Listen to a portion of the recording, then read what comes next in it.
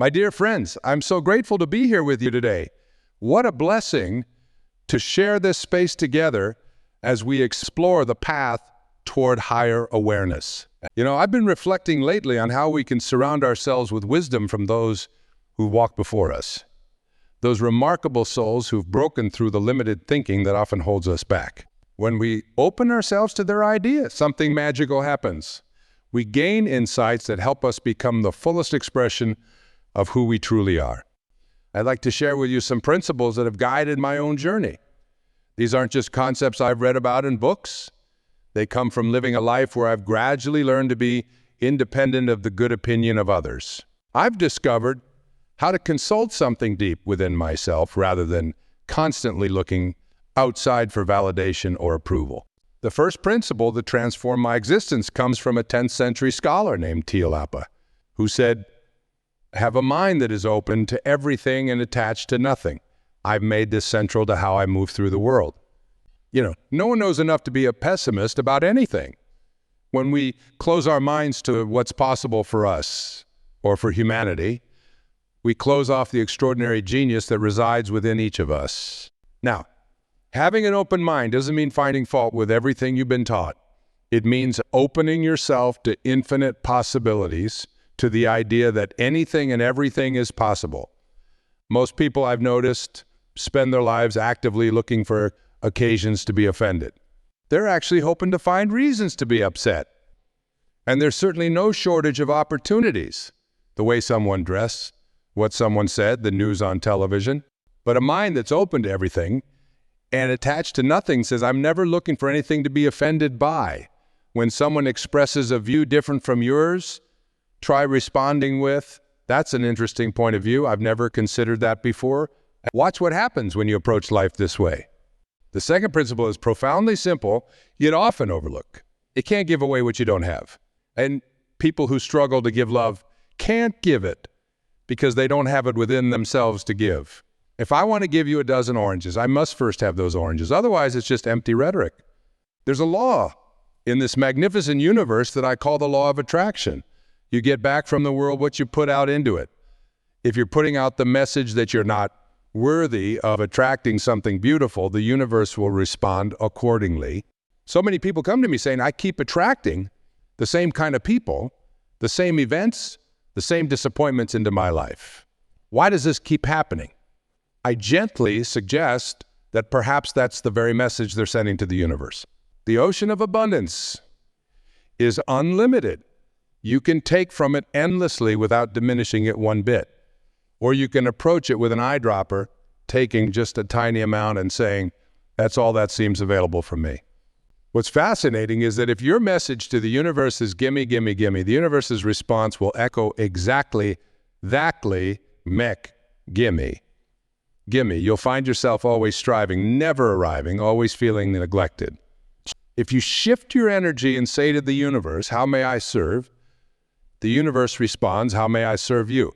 When you take your attention off what you're demanding and focus instead on what you can give, everything changes. I know this from personal experience. The moment I shifted from what can I get to how can I help, abundance began flowing into my life in ways I never imagined possible.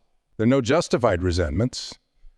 I once visited a support group where a sign on the wall read, "There are no justified resentments in this group." What this means is that carrying resentment about anything or anyone will harm you and create despair in your life. No one ever dies from a snake bite. Once you're bitten, you're bitten. That's a fact, and you cannot be unbitten. But it's the venom continuing to pour through your system that destroys you. The resentments you carry are like that venom. Think about the things you might be resentful about. Perhaps someone borrowed money and never repaid it. Someone was cruel or abusive, or someone walked out on you.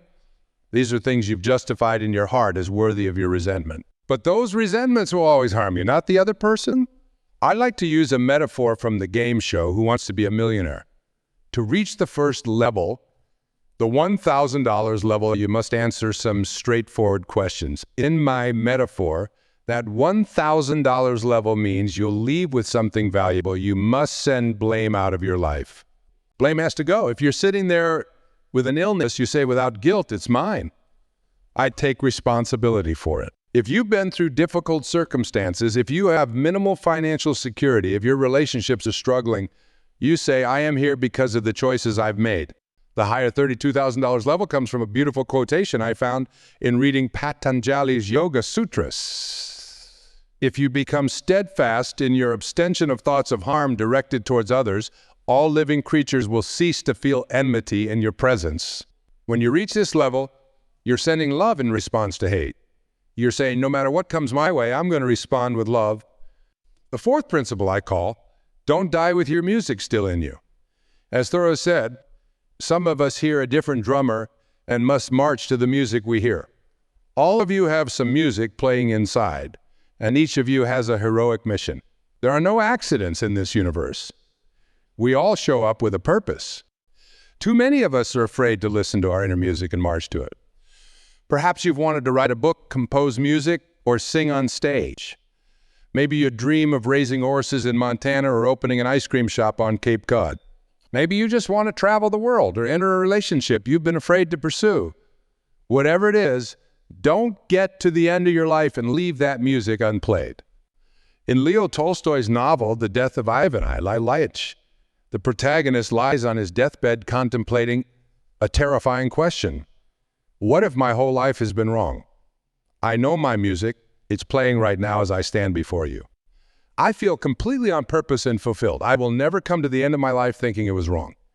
Whatever your music is, however distant or strange it may sound to others, don't leave this world without having played it fully. The fifth principle is embracing silence. Silence is the pathway to making conscious contact with your source. When you quiet your mind through meditation, you discover where healing takes place. I can't tell you how many people suffering from serious illnesses have gone out into nature, communed with it, and begun to feel more connected to their source. Embrace silence. It's a way to know God, to know your source. Both are indivisible, and silence is perhaps the only experience in daily life that comes close to spiritual awakening. Continue with another vital principle. Giving up your personal history. I learned this from Carlos Castaneda, who once said, I finally realized that I no longer needed a personal history, and just like drinking, I gave it up. And only that has made all the difference in the world. The beautiful thing about giving up your personal history is that if you don't have a story, you don't have to live up to it. We all carry bags of what I'll call manure, our past, the people who've hurt us, the events that shaped us. We bond to these wounds and identify ourselves through them. Every so often we reach in, smear it all over ourselves, then wonder why our lives smell so bad. But merging into the now means letting go of that attachment. I once met a woman whose husband had left her after 25 years of marriage. She was suicidal, depressed, losing weight, and taking medications that were making her sicker. I told her, give up your personal history. Merge yourself into this moment.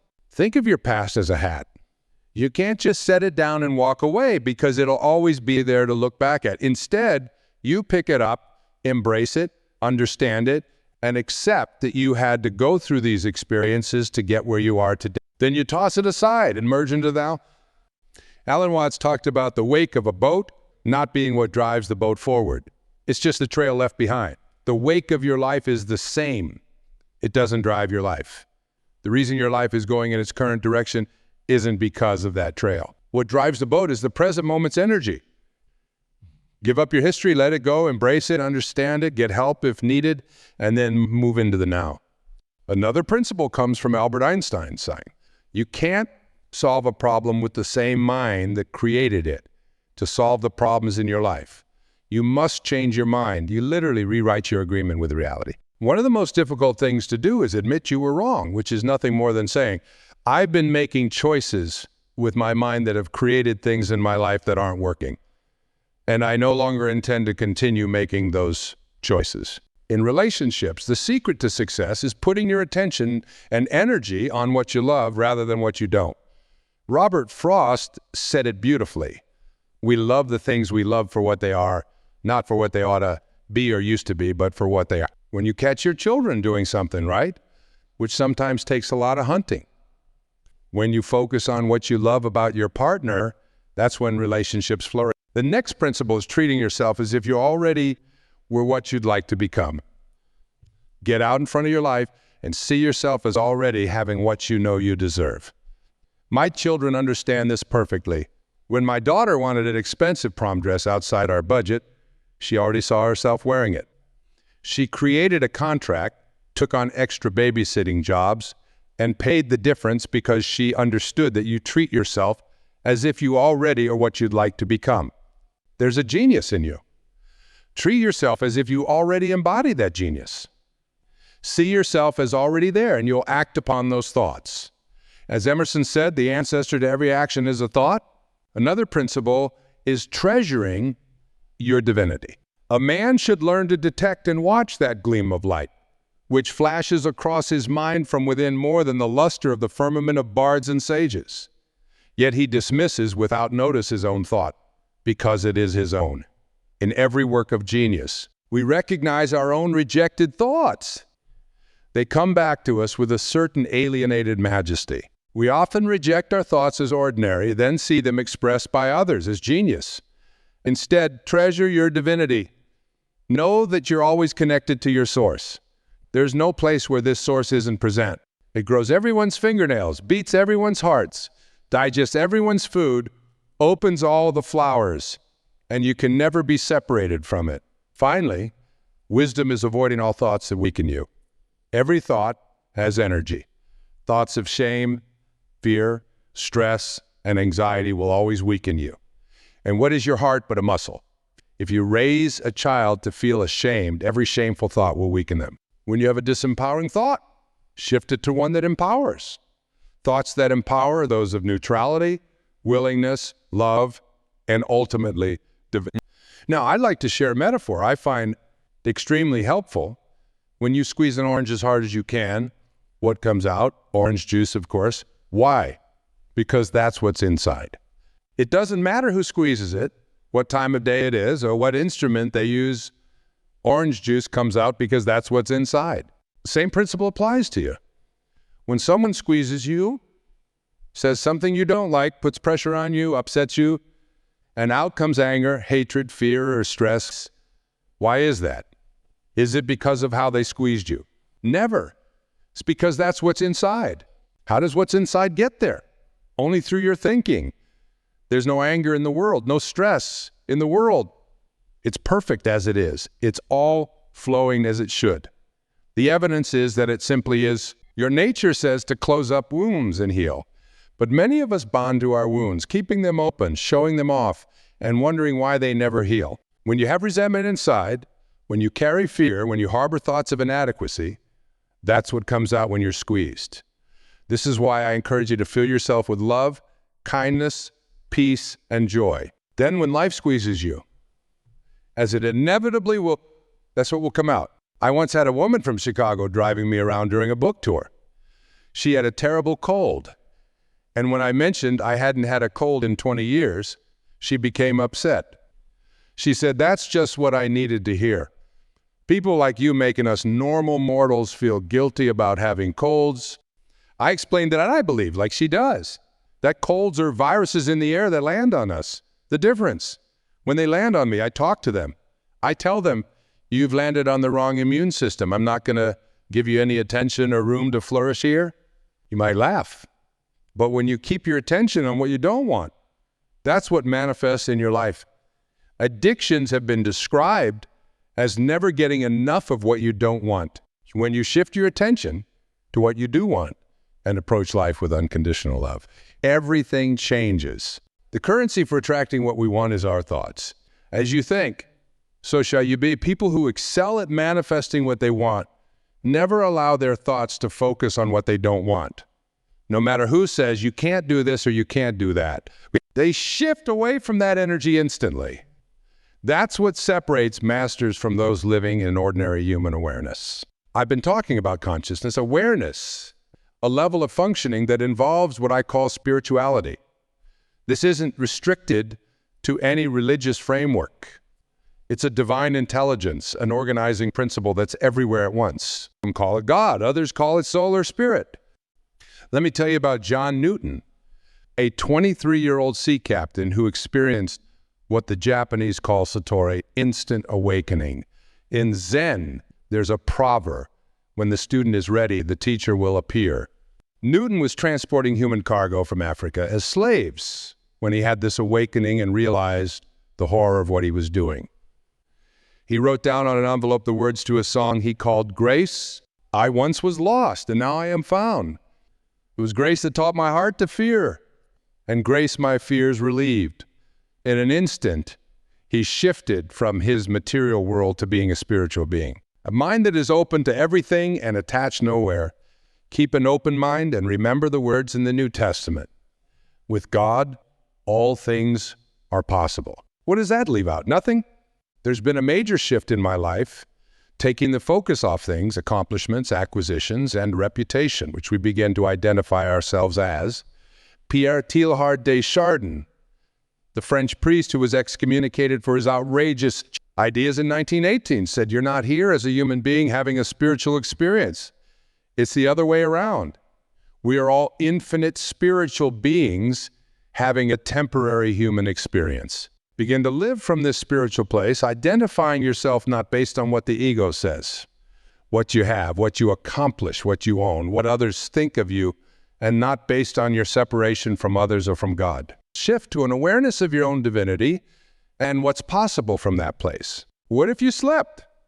And what if in your sleep you dreamed? And what if in your dream you went to heaven and there plucked a strange and wonderful flower? And what if when you awoke you had that flower in your hand? What then? Is such a thing possible? To go into a formless state and bring back something with substance, boundaries, and form. Many would doubt it, but each of you is an example of exactly that. You came from a formless place and are now formed.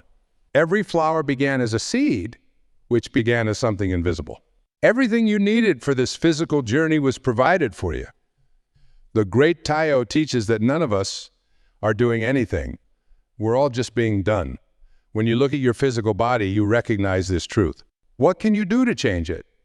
Things are drooping. Hair is turning gray or disappearing altogether. You begin to see there's a part of you beyond the physical, metaphysical, transformed, higher than form. This part of you has infinite possibilities and can do anything, heal anything, manifest anything, attract the right people into your life. The invisible essence of who you are can access higher levels of awareness as you elevate your consciousness. We were all conceived and born into a world and culture where we were raised to be ordinary. Ordinary isn't bad.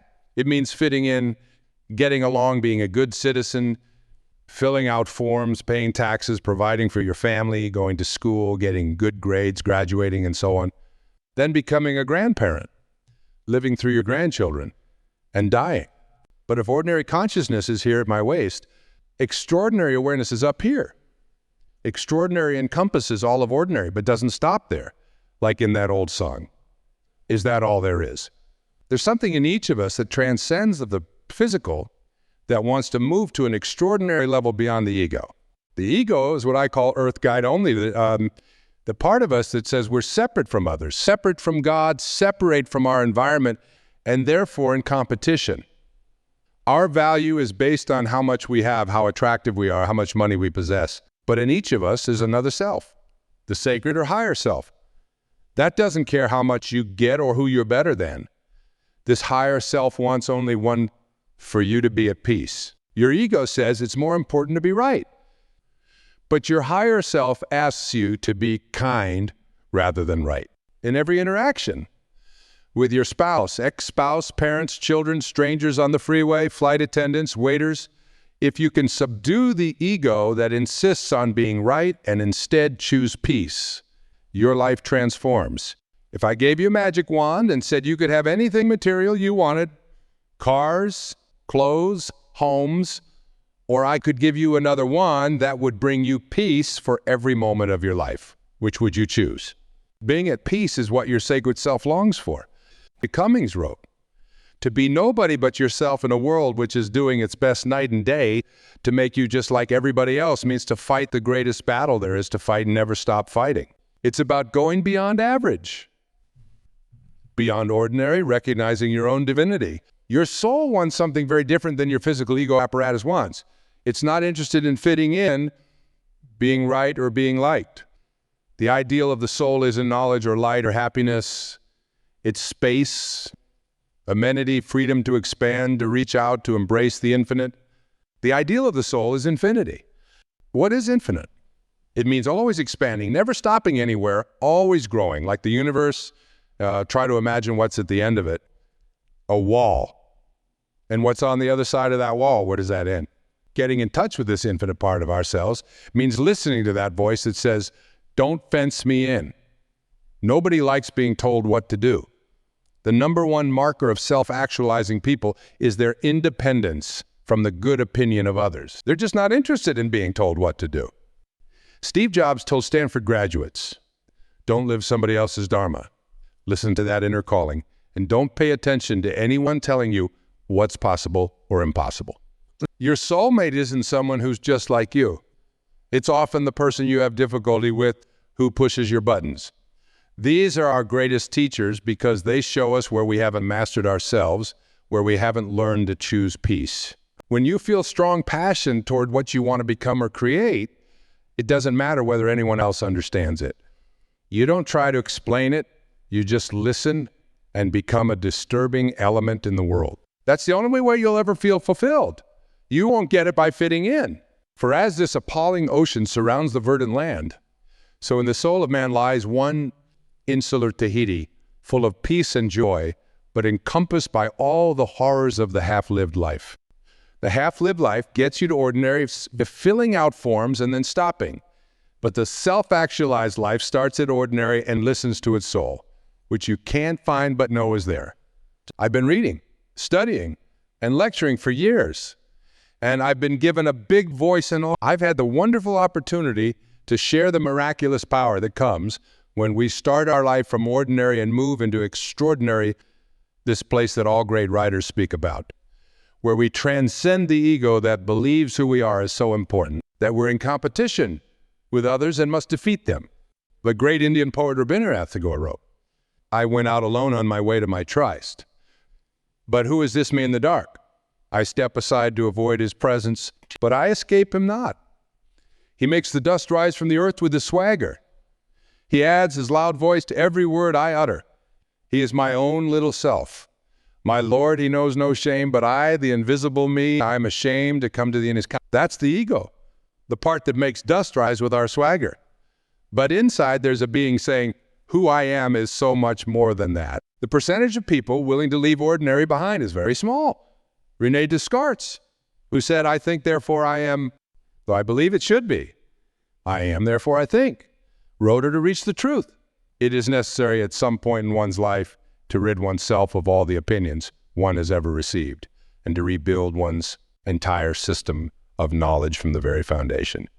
This journey fundamentally involves changing your concept of yourself, everything you believe to be true about yourself and what's possible. You've been raised to be ordinary, to believe in your limits. These limits have been imposed by well-meaning parents, grandparents, culture, religion, business, and education. But your soul has no finiteness. It's infinite, always wanting to expand and grow.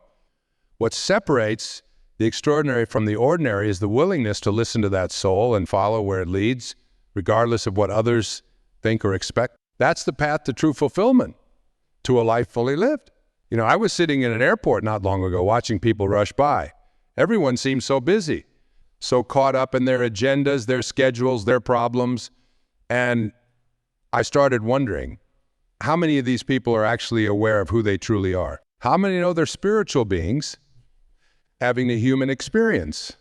Most of us have been conditioned to believe that success means accumulating things, bigger houses, fancier cars, more prestigious titles. But that's not what your soul is interested in. Your soul is interested in expanding, in connecting, and experiencing the fullness of what it means to be alive. I remember visiting a man who was very wealthy by conventional standards. He had houses all over the world, a fleet of cars, private jets, all the trappings of material success. But when we talked, he confessed that he felt, I've achieved everything I set out to achieve. he told me, and yet I feel like something's missing. What was missing was a connection to his spiritual nature.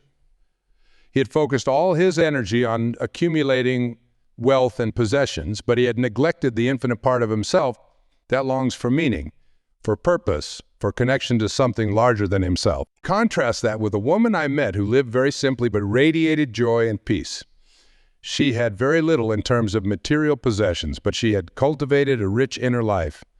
She spent time in nature, in meditation, in service to others. And she told me, I feel so blessed.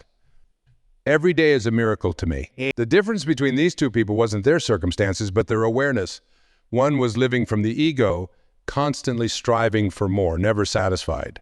The other was living from the soul, appreciating the abundance that was already present, feeling connected to all of life. This doesn't mean we can't enjoy material comforts or strive for success in the world.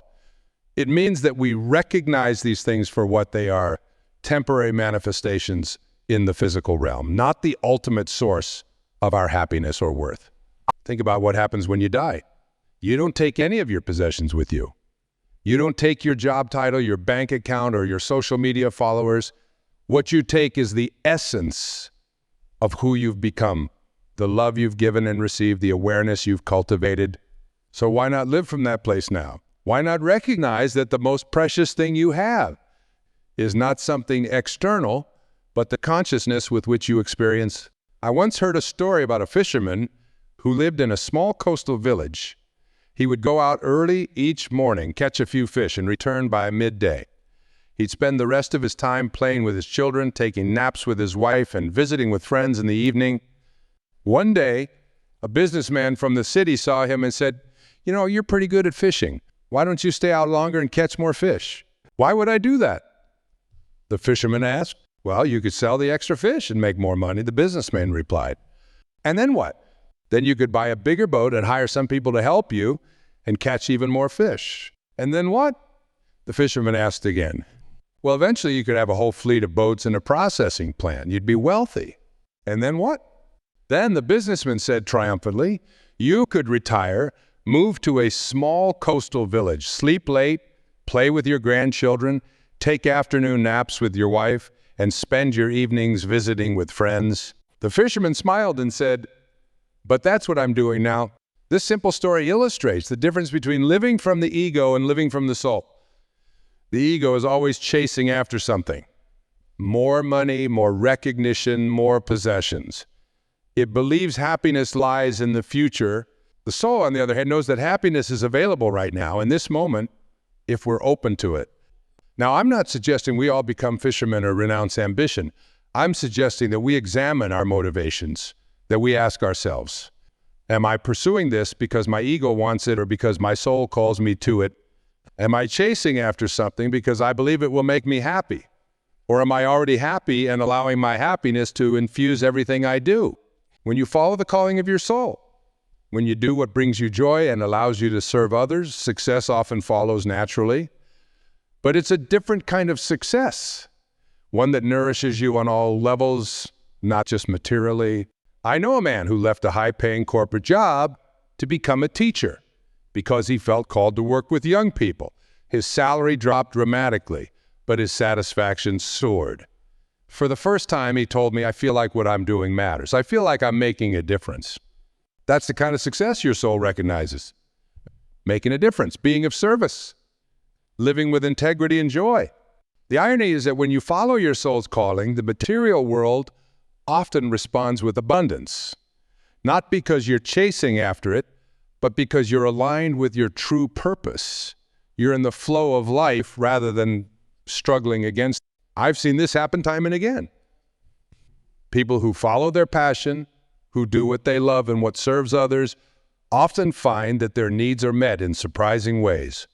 Doors open that they didn't even know existed. Opportunities arise that they couldn't have planned for. But this requires trust. Trust in something larger than your ego, larger than your limited understanding of how things should work. It requires surrendering to the wisdom of your soul, which knows far more than your conscious mind does about what will bring you fulfillment. This doesn't mean you sit back and do nothing, waiting for the universe to drop opportunities in your lap. It means you take inspired action, guided by your inner knowing rather than by fear or greed or the expectations of others. I remember years ago, I felt called to write my first book. I had no idea how to get published, no connections in the publishing world. But I felt so strongly that this was what I was meant to do that I sat down and wrote anyway. When the manuscript was done, I sent it out to publishers and got rejection after rejection. But instead of giving up, I kept going. I believed in what I was doing. I wasn't writing to become famous or to make money. I was writing because I had something I needed to share. Eventually, a small publisher took a chance on me. The book didn't sell many copies at first, but it touched the people who read it. And those people told others, and gradually my audience grew. If I had been focused solely on external success, on sales figures and reviews and recognition, I might have given up after those initial rejections. But because I was following my soul's calling, I persevered. And now, years later, that book has reached millions of people around the world. That's the power of living from your soul rather than your ego. The ego gets discouraged by setbacks because it's attached to specific outcomes. The soul sees setbacks as part of the journey, as opportunities for growth and learning. The ego says, I failed. The soul says, I learned. The ego says, I'm not good enough. The soul says, I'm exactly where I need to be. The ego says, what will others think? The soul says, what feels right to me? When you live from your soul, you stop comparing yourself to others. You recognize that each person has a unique path, a unique contribution to make. You're not better or worse than anyone else. You're simply you with your own gifts, your own challenges, your own journey. This doesn't mean you become selfish or disconnected from others. On the contrary, when you're living from your soul, you feel more connected to all of life. You recognize that we're all expressions of the same source, all part of the same whole. And from that recognition comes compassion, generosity, and a desire to be of service. Service doesn't have to mean grand gestures or dramatic sacrifices. It can be as simple as offering a kind word to someone who's struggling, listening with full attention when someone needs to talk, or doing your work with care and integrity. What matters isn't the scale of the service, but the love with which it's offered. I've known people who changed the world through dramatic actions, founding schools in impoverished areas, developing new medical treatments, leading movements for social change. And I've known people who changed their small corner of the world through daily acts of kindness and presence. Both are valuable, both are necessary. What's important is that you find your own way to serve, your own way to express the love and creativity that flow through you. That's your music, the unique melody that only you can play in the symphony of life. And remember, it's never too late to start playing your music. I've known people who discovered their true calling in their 70s or 80s, who started new careers or creative pursuits after retirement, who found love after decades of solitude. The soul doesn't recognize the limitations of age or circumstance. It knows only the eternal now, the infinite possibility of this moment. So I ask you, what's your music? What's the song your soul is longing to sing? What's the contribution only you can make to the world? You might not know the answer yet, and that's okay.